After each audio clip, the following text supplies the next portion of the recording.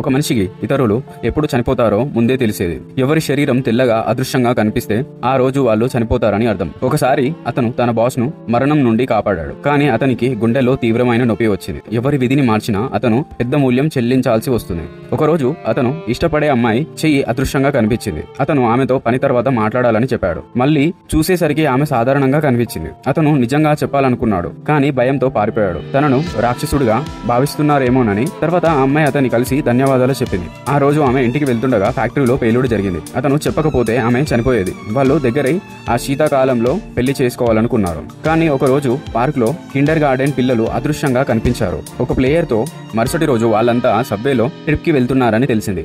Subway station కి వెళ్తే అందరూ అతని అమ్మాయి కూడా అదృశ్యంగా కనిపించారు. ఆమెను కాపాడడానికి అతను పని మానేసి ట్రిప్ కి వెళ్దామని చెప్పాడు. కిండర్ గార్డెన్ ట్రిప్ రద్దు చేయమని చెప్పాడు. కానీ అతన్ని పిచ్చివాడిగా తిట్టారు. పిల్లలను కాపాడడానికి అతను ప్రమాదాన్ని ఆపాలని నిర్ణయించాడు. ఆ అమ్మాయికి లేఖ రాసి తనను మర్చిపోమ్మని చెప్పాడు. ఆ రోజు అతను సబ్వే స్టేషన్ లో వేగంగా వెళ్లాడు. అమ్మాయి ట్రైన్ లో ఉంది. ట్రైన్ కదిలింది. అతను తదుపరి స్టేషన్ కి పరిగెత్తాడు. క్రేన్ ఆపరేటర్లు అదృశ్యంగా కనిపించారు. వాళ్లే ప్రమాదానికి కారణం. అతను జనాలను తప్పించి ట్రాక్లపై దూకి ట్రైన్ ని ఆపడానికి ప్రయత్నించాడు. అప్పుడు క్రేన్ కూలిపోయింది. ట్రైన్ రక్షించబడింది. కానీ అతను గుండెపోటుతో చనిపోయాడు. ఆ అమ్మాయిని మళ్లీ కాపాడాడు. కానీ ఆమె తన ప్రేమను శాశ్వతంగా కోల్పోయింది.